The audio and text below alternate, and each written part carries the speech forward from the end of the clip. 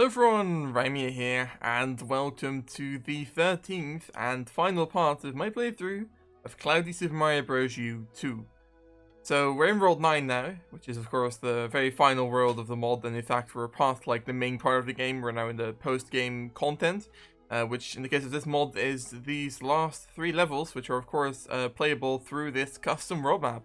So yeah, this is the very first fully custom 3D world map, or just in general, just the very first custom world map for New Super Mario Bros. U ever made. And this was let's see, it was mostly modeled by Jopahey, I'm pretty sure. And then Flizzle was the one who imported a lot of this stuff, and that took him quite a while. But over many months of hard labor and trying to just do things that have never been done before in the game. Finally he managed to get it all working, and yeah, it works flawlessly, this whole map. Like there's nothing really you can complain about in terms of like jankiness or anything. It just works the way I wanted it to. So yeah, I guess without further ado, let's get into 9-6 Sulfur Shrouds. So the reason this is 9-6 and not 9-1 is of course because this is the level unlocked when getting all the star coins in World 6, and so we'll also have 9-7 and 9-8. Which are unlocked by getting the star coins in World 7 and World 8 respectively. This is an interesting level. It's of course got this whole like blue lava theme to it.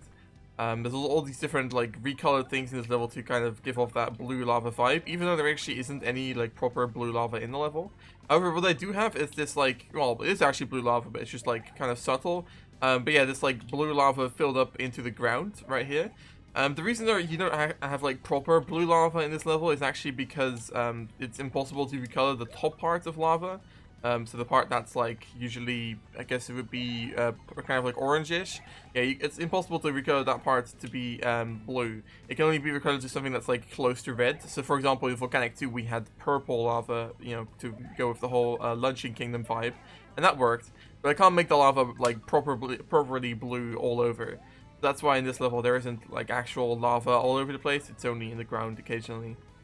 But yeah, so we also have like the blue Pudaboos. It's interesting how like I couldn't recolor the fire particles for those Pudaboos to be blue as well. So you have like orange fire particles, and that's why I decided for this level that like I shouldn't just have the blue lava be like the only color. I'm also going to have like still some like just traditional fire stuff happening. And that also inspired having the eclipse in the background. So we have like the blue, like represented by the clouds and like the sky and the volcano. But then we also still have that little bit of orange, like represented by the eclipse in the background.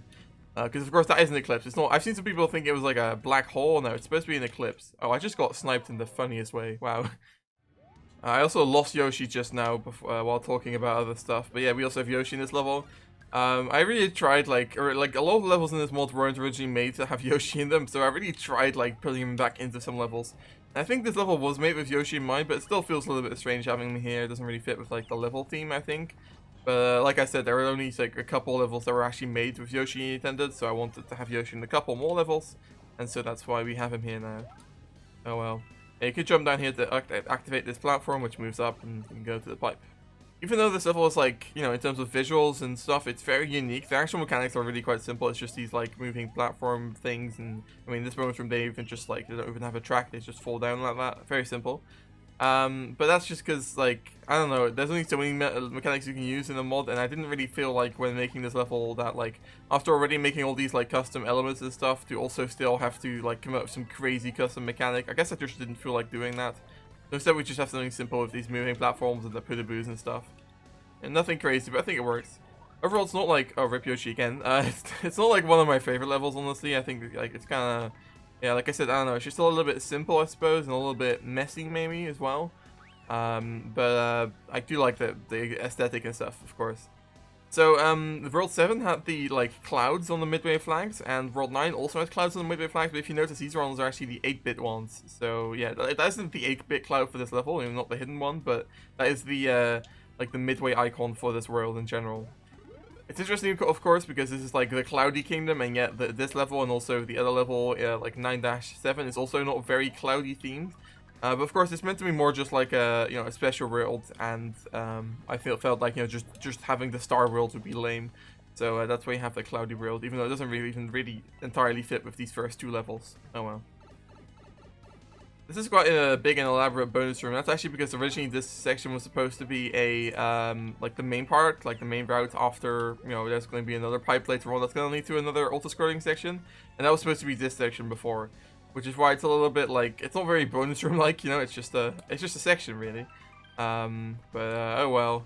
I spent a lot of time and effort trying to make this section, and then I realized it didn't really work for what I had in mind for the end of the level, so then I repurposed it as a bonus room. I suppose it works fine. Oh yeah, this is also the only level in the mod to have the the mist clouds that effect that are in a lot of these levels in the mod. Have it be recolored, and that's because you can only really make that effect like something towards the shade of blue, and of course all the clouds in the mod would have had to be like pink or orange or something, and so that wouldn't really work. However, in this level it makes sense to have the mist be blue, so therefore recoloring it actually made sense.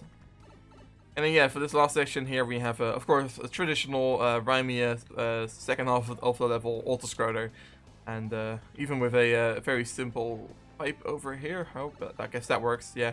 That section actually continues on quite a bit further if you don't go into the bonus pipe, but I imagine most people will understand that there's supposed to be a secret there, so you don't even get to see that part. Yeah, just a very simple third bonus room here as well. It actually can get a little bit tricky. Let me see if I can pull this off, like getting into the right here. Yeah, there we go.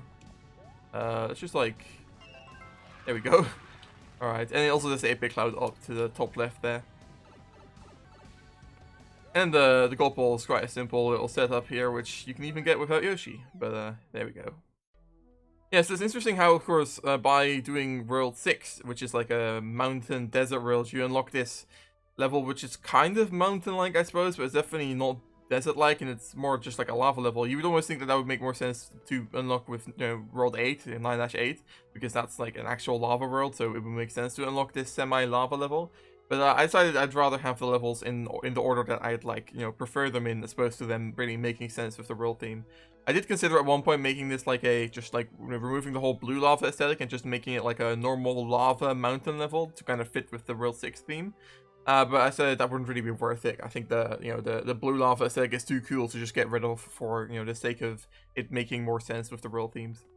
Anyways, moving on to 9-7, Frosty Fungi. So, each of the levels in this world kind of has like a different backstory in terms of why I decided to make it the way I did. And the reason this level exists is because this is actually a reference to the very first New Super Mario level I ever made. If you go back onto my channel and look for the very first video I made, it's actually on a level which has very similar mechanics to this. So it's, I think that level is called When Penguins Fly, which is a weird level name, but whatever. But it was also a, like, snow level with some, like, mountain stuff as well, and it featured penguins and mushroom platforms, and also another weird mechanic that we're going to get into soon. And, yeah, so this level's kind of meant to be like a, you know, bringing things full circle in terms of, like, remaking that level in this final big mod of mine. Anyways, here we have a yellow mushroom platform with this W coin formation. We have a red mushroom platform with this M coin formation. Up here, there's a green mushroom platform with an L coin formation, and this blue, though maybe slightly purplish mushroom platform has an upside down L coin formation. And that's, of course, kind of a reference to, like, Wario, Mario, Luigi, and Waluigi. Just a funny little thing. Anyways, up here is another strange mechanic, which is also a reference to that first level I ever made, which is that we have invisible question blocks, which have this, like, snow falling on top of it to kind of give away that there's supposed to be invisible blocks there. And that mechanic also showed up in the very first New Super Mario level I ever made. So, yeah. It's a funny little, like, way of using that mechanic. It's kind of a play on the traditional SMB3, like, invisible question block, like, bonus room, like, kind of thing. You know, where you, like, fall into a pit, and then it's like, oh, how do I get out? And you can't get out because there's invisible blocks, but then you can hit all the invisible blocks and then go into a pipe, and then you can, you know, run over those invisible blocks. This is kind of similar to that, where you're supposed to, like, hit all these invisible blocks and then go over top like this. Also interesting how this level uses the overall theme. I didn't, you know, want to dedicate the whole music slot to a snow theme because there's only this one snow level in the mod. So therefore I used the overall theme, and I actually think it's really quite fitting for the snow level. So I don't really think there's anything to complain about when it comes to that. Quite happy with the way this works, honestly. You go up here, there's just some coins that spawn because, of course, I mean, it wouldn't be a Rimea level without that. And down here, okay, it's always kind of tricky to get into that pipe there because, like, you never quite know when those cooligans are going to come out. But yeah, here's another, I guess you could say this is also a reference to something, namely 3-1 from New Super Mario Wii, which is a bonus room kind of similar to this. So this one's definitely a little bit more precarious. You can also get that star coin without jumping, riding the Cooligans like that by doing a very complicated jump. So it's really quite funny like that. And also because, that bonus room there kind of required a power-up, there was already a question mark in there with a power-up, but even if you were like small or if you lost that power-up somehow, you can also still get the red coins here, get another power-up, or well, in my case now a 1-up, to get another chance at that bonus room. I think if you go over here, yeah, some coins that spawn as well, which is just like very random, but I don't know, it's kind of funny, I guess. Oh, okay. Yeah, overall, I'm pretty big fan of this level. We also have the custom background here, which is very reminiscent of Super Mario Maker 2, which has a snow background like this. So, of course, this one is more the sunset and stuff. And yeah, this background was made for this level originally, and then I made Wii Maker made a nighttime version for Super Mario 6 Christmas, and that mod came out like 2.5 years ago, or I guess Super Mario 6 Christmas came out 1.5 years ago, but still. And like this background was made for this level, and yet it also showed up in the mod that came out like 2 years ago. It's kind of funny how that works out, where because of how long this mod's been developed, but now that you have stuff showing up in older mods from like ages ago. That it was originally made for this mod. Anyways, you can jump down into this hole here, and which you can also see by going further left, or actually going further right, I suppose. And yeah, it's just a simple little bonus room here, running under the stalactites, or are these stalactites? No, they're icicles, of course. Yeah, icicles. And then for the gold ball here, you can once again ride the Cooligan like that. You can also just jump off of the Cooligan, or I suppose you can even do a triple jump, maybe. I don't know. Yeah, there we go. Pretty fun level, I think. Definitely, one of the better ones in the mod, I'd say. Alright, and now for the final level in the mod, and also probably the biggest and hardest level in the mod. I don't know, I've heard some people say that the final castle is harder, but I'd say I probably find this level more difficult generally. Like, I'm more likely to screw up playing this one. But we'll see how it goes. But yeah, 9-8 Sunset. So this whole mod, if you hadn't noticed already, kind of takes place over a single day with the way like the nighttime daytime cycle works out. So if you think about it, World 1 is like just like normal daytime, and then World 5 or the Forest World kind of transitions from daytime at the beginning, but then at the end you already have like the sunset background in the bridge level, and then World 6 gets kind of sunset as well, and then World 7 is definitely sunset. And so here at the end of World 9, we're finally going to go from sunset and into nighttime. So that's why this level is called Sunset, because it's like the setting sun. This is finally where the sun truly sets. This is also another one of the few levels in the mod that features completely original music just for this one level. And this theme was composed by Brickblock, and it's it's really cool. I think definitely a very different vibe from most of the other themes in the mod. But I think it fits really well with what I wanted this level to feel like. But yeah, so over the course of this level, we're going to have the background and the tasks and everything get progressively more towards nighttime, and we also have all these other kind of purple-ish mechanics to kind of go with that whole idea. So we have the purple bouncy clouds, which are of course the same shade of color, shade of purple as the rest of the clouds. We also have these para beetles, which I'm surprised I didn't use those in the rest of the mod, even though they're a pretty classic sky mechanic. Yeah, it's interesting. So that's why I decided to use them in this level instead. It's a fun little setup as well, where you push down the buzzy beetle, or what are they called again? Para beetles, into the bouncy cloud, and then you can jump up. And we also have the star coins in this mod, which are just or not in this mod, in this level, which are just distributed to the player right away at the end of each section. That was actually the first third of the level already done. You also push down that buzzy beetle, or what are they called? Para beetles. You can push down the para beetle like that by continuously jumping on it, which is quite an interesting mechanic.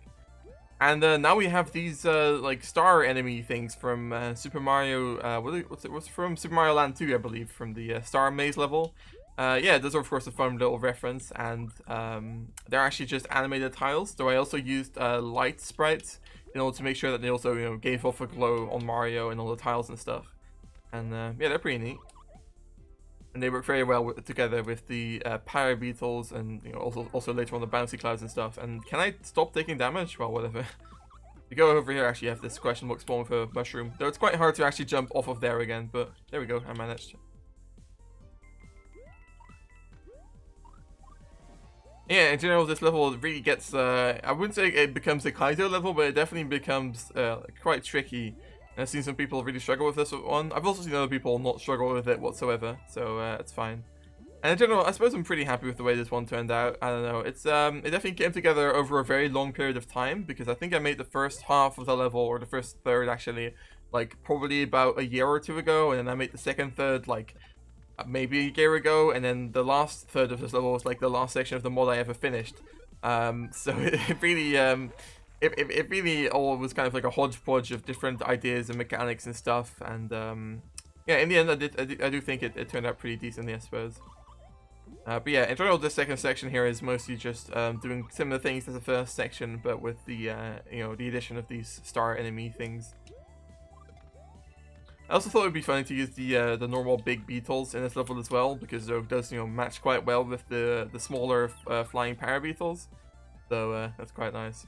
And there we go. There's a fun little troll as well with this this bouncy cloud that starts moving. It doesn't lead anywhere. It's just like, it's just there to kind of, you know, kind of trick the player. I've heard from some people that they didn't see that coming, and they died from that, which I think is kind of funny. Alright, and then we land onto the star platform, which is the last mechanic introduced to the level, and we're also now into proper nighttime mode, I guess. So yeah, we've gone from like proper sunset to, like, you know, just entirely nighttime over the course of this level. And that's actually because this level uses, I think 4 different variations of this background, and also of this tile set. And so that's how we end up here now. And yeah, this last section is of course an autoscroller, because it wouldn't be a Rimea level if it didn't end on an autoscroller. But though in this case I think it makes sense, because you know, these para beetles really only work well, or they work best at least, in autoscroller sections, as also when Nintendo originally introduced them, of course. Let's see if we can actually manage not to die here. This third section is definitely the hardest, which makes sense.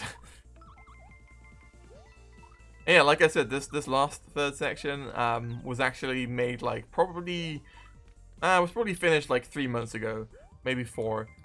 Because like it just, I don't know, I just didn't have much inspiration for it, and I really wanted it to be good, and I really wanted it to be, you know, like a great way of ending off the mod. And so I didn't really want to, you know, make it until at the very end of the mod development, when I really had to. Oh, we're also running low on time. That's funny. Wait, how did we run out of time? What? I don't think I've ever had that happen before. I guess just because I've been talking so much. Oh my god, I missed the jump. No, damn. I was hoping to one-shot it.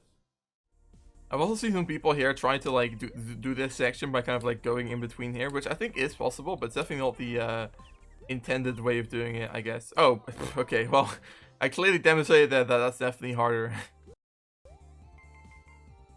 I'd be interested to see people try and tackle this level in multiplayer, actually. Of course, like I think I've said before throughout this playthrough, this mod was not designed for multiplayer, and I don't recommend playing it in multiplayer, but I feel like it probably would be possible to play a level like this in multiplayer, even though it would definitely also be quite janky, probably. Yeah, I'd love to see that if anyone can show me. Here we go. Now we shouldn't fail this again. I like how towards the end it really speeds up with that last little section there. You really have to do that quickly in order to catch up to this last para beetle. And then we just have this last section where you're supposed to ride the para beetle all the way to victory, I suppose. It really is quite more, like a lot more difficult than you might think to ride these guys, because of the way like they don't, like, jumping off of a para beetle doesn't like transfer the para beetle's momentum to Mario. So it actually means that you like have to keep holding right a little bit while jumping off of them and then back onto them. But there we go, that's the last star coin, and also the last 8-bit cloud for the mod, which is very nice. Like, you know, I like the way how here it lines up with the moon in the background and everything, and also, of course, you ride right into it and get some coins, and yeah, it's just all very nice. You will, by the way, you will just die if you fall down here. I didn't want to be, like, too forgiving in that sense. I still like the idea of someone completing this level and accidentally falling off. That'd be funny. I don't know. Yeah, there we go, that's the end of the mod, and or at least the end of this level. And we can jump down onto this para beetle here to get the top of the flagpole. Of course, I would never ever want to have a bad flagpole in this mod. And yeah, there we go. That's the last level done.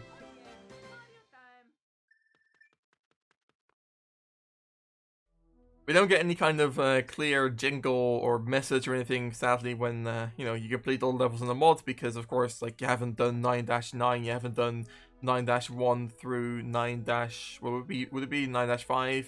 Let alone all the levels in World 1, 2, 3, and 4. So yeah, therefore you can't, like, you know, in that sense 100% the mod, of course, because there aren't, you know, enough levels to 100% it. However, yeah, with that we've completed all the levels in the mod. But there is still one more thing I'd like to check out and also show you guys, which is right over here. There we go. Now, to the untrained eye, the secret island nabbit toad house thing might actually look entirely unchanged in this mod. However, that's not quite the case. See, of course, we can check out the records. There we go. Those are all the records. Amazing. We haven't even caught any of the nabbits. That's funny. But if you look closely above the, right above this signboard thing here, you might notice that there was actually an interesting addition made for this mod in this background, which was done by Willy Maker. I think it looks really good. It's really well integrated. But yeah, that's the final hidden cloud for the mod, right there. So yeah, I guess that's it for the mod, guys. I hope you enjoyed. I might do one more part to this playthrough where I play through some of the old unused levels for the mod, because there are a bunch of those, and I'd really be interested to talk to you guys about, why I decided to scrap those levels, and I mean, that might also, highlight to some people why this mod took as long to make as it did. But yeah, I hope you enjoyed the playthrough. I really hope you did, and I hope you also enjoyed playing through the mod yourself if you had the opportunity to. But yeah, see you next time, guys. Bye bye.